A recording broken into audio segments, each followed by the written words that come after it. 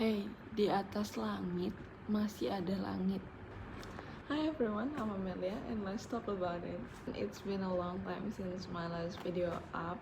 I'm so sorry, I was kinda chaotic with my activity, but if I had one book to recommend, guys, the topic is about self-improvement, self-awareness. I do really recommend you guys to read this book, You Do You, by Alexandro Ruby. It's like a guidance, a guidance that most of the question that we had in life, even the random one, is here.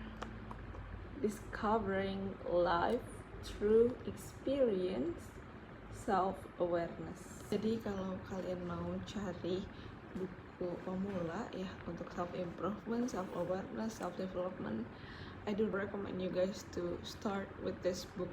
Karena buku ini tuh bener-bener bukan cuma buku yang biasanya memberitahu kita tentang sesuatu, tapi juga kita akan refleksi diri di buku ini. Di setiap bab ada berbagai macam pertanyaan yang mana kita diminta untuk discover diri kita. Ini contohnya yang akan kita bahas, by the way.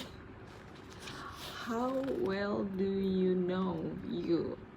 Are you the 85% or the 15? Oh iya, by the way, buku ini juga bisa kamu baca lompat-lompat. Kamu nggak harus baca buku ini kayak dari halaman 1 sampai habis, nggak.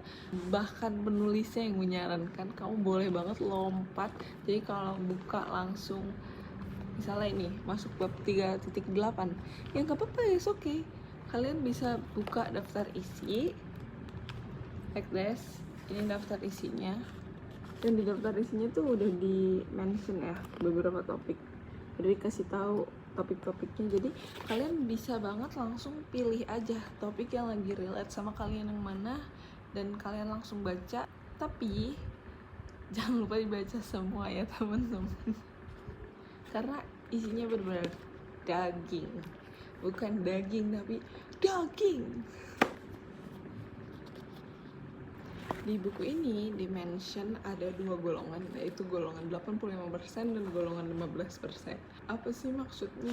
Di dalam keseharian kita seringkali mengaitkan kesuksesan itu sebagai hasil dari kerja keras kita. Sedangkan saat kita gagal atau kurang berhasil, kita lebih sering menyalahkan kondisi eksternal. Contoh, misalnya kita dipuji, kinerja kita bagus, most of people will say, iya ini berkat kerja keras gue, selama ini gue meriset, jadi ini adalah buah hasil kerja gue. Sedangkan saat kinerjanya kurang bagus atau KPI-nya tidak tercapai, seringkali orang itu kayak, emang goalsnya nggak masuk akal ini mah. Atau kalau di pembelajaran, misalnya kita paham satu topik, wah ini aku jago banget, aku bisa maju semua soal kalkulus, aku ngerti. Tapi saat kita ketemu soalnya yang susah, kita sering bilang, ih ini gurunya kayak gimana sih, yang diajarin kan 1+1, kenapa di ujian keluarnya 2+2?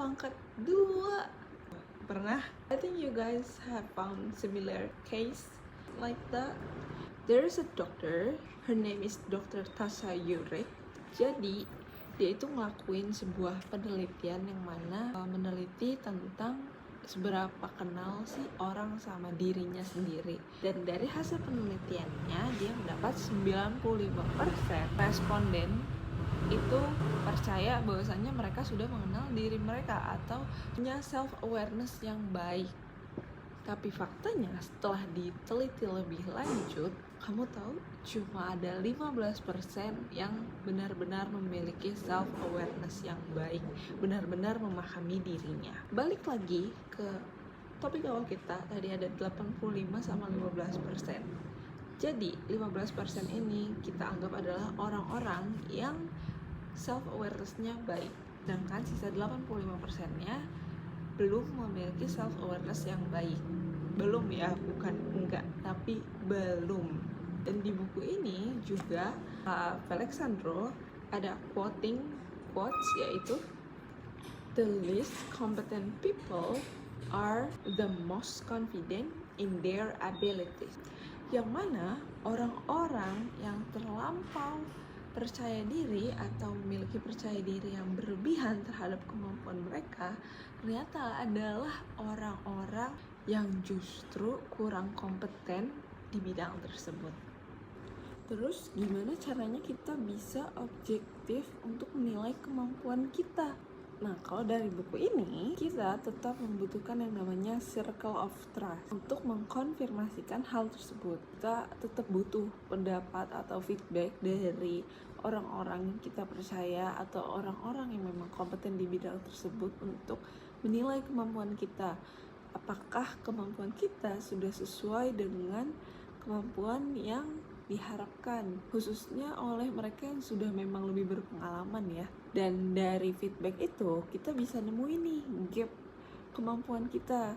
Misal aku baru belajar naik motor, terus aku punya temen yang memang dia yang ngajarin aku untuk naik motor. Temenku ini kan dia sudah berpengalaman ya di berbagai jenis trek. Kalau memang aku ingin mengukur kemampuanku, aku bisa bertanya ke temanku yang memang sudah terbiasa membawa motor.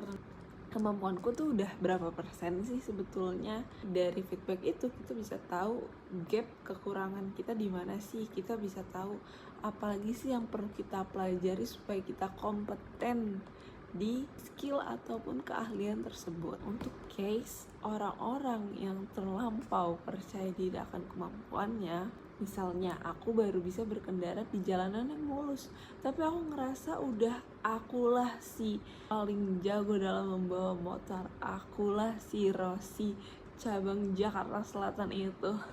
Padahal cuma baru bisa jalan mulus. Kondisi tersebut dinamakan Dunning-Kruger effect. Dunning-Kruger effect ini adalah kondisi di mana kita merasa overconfident terhadap sesuatu, terhadap skill, terhadap kemampuan yang kita miliki. Padahal sebenarnya mah skillnya biasa-biasa aja, bahkan masih jauh untuk dibilang mahir. Balik lagi tadi kita pakai case-nya yang belajar naik motor ya.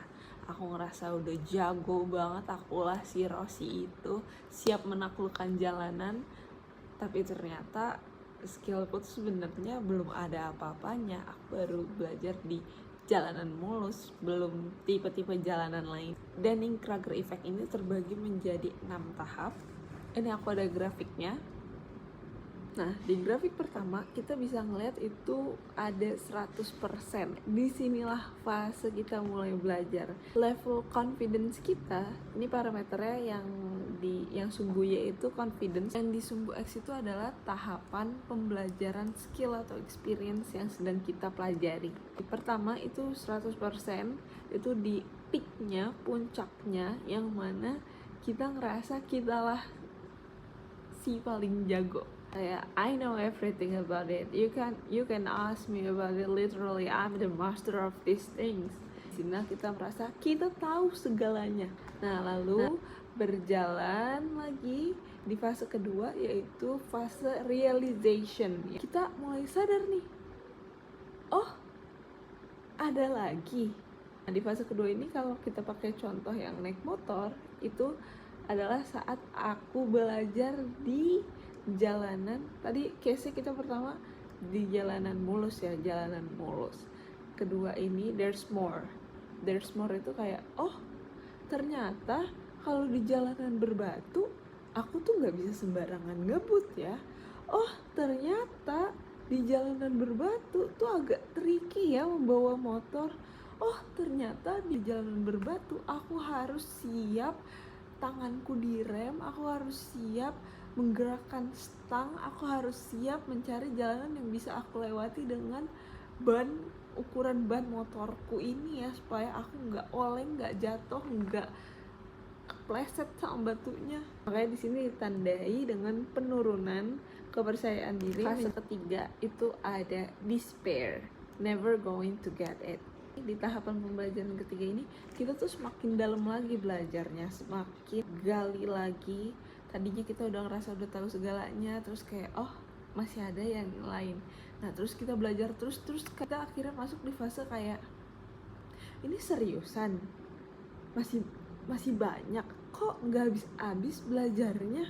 Kalau tadi aku dari jalanan mulus terus aku ngelihat oh there's more, itu jalanan berbatu. Nah di tahap despair ini mungkin aku bertemu medan yang di luar kebiasaanku sehari-hari.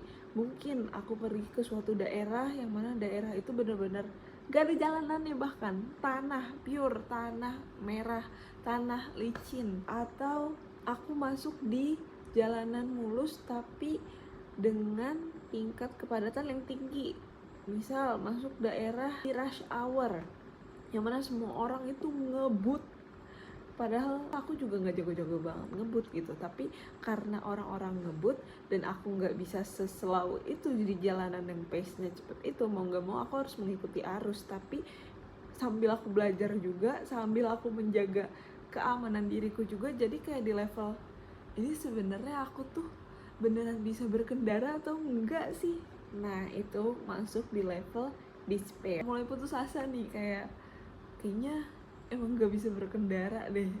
Makanya dia ada di titik yang cukup rendah ya. Terus waktu berjalan lagi, kita belajar lagi, masuklah kita di tahap beginning of enlightenment, dimana kita mulai ngerasa oh jadi gini ya. Tahap ini kita bakal ngerasa hal yang starting to make sense, mulai masuk akal. Misal, karena tadi kita udah belajar terus-terusan tuh berkendara, udah mulai dapet polanya nih, mulai make sense. Oh kalau aku lagi di jalanan rush hour, aku udah tahu nih, aku nggak boleh posisinya ada di tengah, aku nggak boleh posisinya ada di jalanan yang memang pace-nya cepat, karena kecepatanku belum secepat mereka. Mungkin aku bisa ambil jalur yang pinggir. Everything just make sense karena kita mulai terbiasa. Dan kemudian masuk ke fase slope of enlightenment, yang mana di sini level kepercayaan diri kita sudah mulai meningkat kembali karena kita membiasakan diri terhadap hal tersebut, bekal dari pengalaman kita yang panjang tadi itu. Nah di sini kita mulai ngerasa seperti kayak trust me, it's complicated. Di fase ini kalau di contoh tadi aku tuh kayak trust me, berkendara tuh ternyata tidak semudah itu. Dan di sini kita udah mulai bisa nih ngobrol sama pemula-pemula pengendara baru. Kita bisa kasih feedback kayak berkendara tuh gampang, tapi nggak segampang itu loh. Ternyata tricky loh. Ada cara-caranya loh ternyata. Dan terakhir kita masuk di fase enlightenment. There is always something to learn. Fase ini kita sudah lebih bijak lagi, tapi dengan level kepercayaan diri yang cukup, gak sejumawa awal, karena kita ngerasa there's always more. Kepercayaan dirinya di bawah dari yang 100%, tapi kita udah punya bekal dan kita bisa mempertanggungjawabkan apa saja yang kita miliki dari skill atau kemampuan yang sudah kita pelajari. Dan di fase ini juga kita tuh ngerasa oh there's always something to learn about this. Kalau tadi contohnya kita udah di banyak medan, nah there's always something to learn. Misalnya kita berkendara keluar kota, oh there's always something to learn when we berkendara keluar kota. It's something new to learn. Atau tadi kan kalau kita fokusnya di berkendaranya aja ya, nah di there's always something to learn ini juga bisa oh kita mendalami tentang kendaraan yang kita pakai. Motor, misalnya motor kita servisnya berapa kali sih? Oh ternyata komponen-komponen motor itu perlu diganti. Oh ternyata ada komponen-komponen motor yang krusial, dan kita malah bisa belajar tentang anatomi motornya.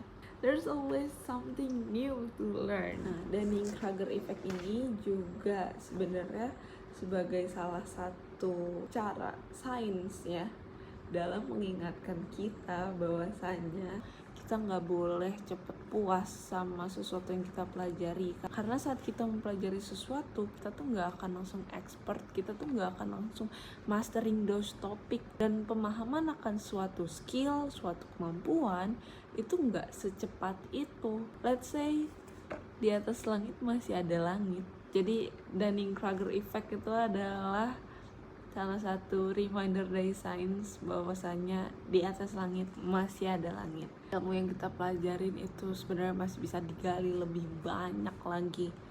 Kemampuan yang kita pelajari juga tuh bisa digali lebih banyak lagi. Dari Dunning-Kruger effect ini kita juga paham bahwasannya self awareness itu adalah proses belajar terus menerus selama kita hidup. Jadi kesimpulannya, jangan pernah merasa cepat puas akan sesuatu hal.